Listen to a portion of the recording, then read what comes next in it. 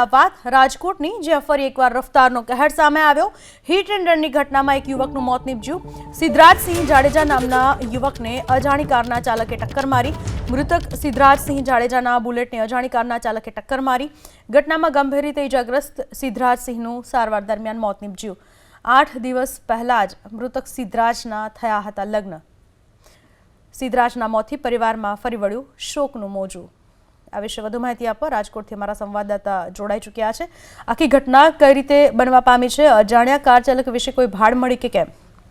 ચોક્કસ સમગ્ર મામલે ભક્તિનગર પોલીસ દ્વારા વધુ તપાસ હાથ ધરી છે, પરંતુ એક ખૂબ જ દુઃખદ ઘટના કે જે યુવાનના 8 દિવસ પહેલા લગ્ન થયા હતા તે યુવાન મૂળ પાડ ગામના વતની અને રાજકોટ પોતાના મકાને આવ્યા હતા। તે દરમિયાન તેમનું જે મૃત્યુ થયું છે। સમગ્ર મામલા ને લઈને ભક્તિનગર પોલીસ દ્વારા વધુ તપાસ હાથ ધરવામાં આવી છે, પરંતુ વધુ એક વખત રાજકોટના ઢેબર રોડ પર જે પીડી માલવિયા ફાટક છે ત્યાંથી અટીકા ફાટક સુધી જે પૂરપાટ ઝડપે કાર ચાલક જતો હતો ત્યાં સિદ્ધરાજસિંહ જાડેજા નામનો યુવાન હિટ એન્ડ રનનો ભોગ બન્યા છે।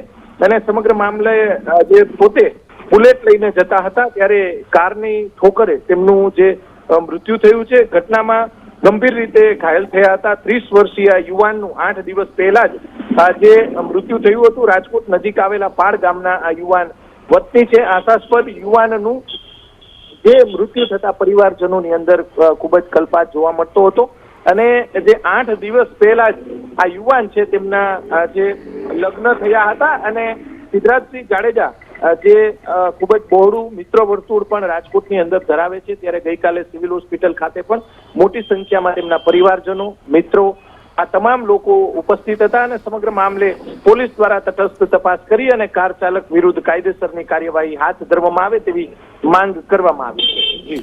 આભાર આપનો તમામ માહિતી બદલ।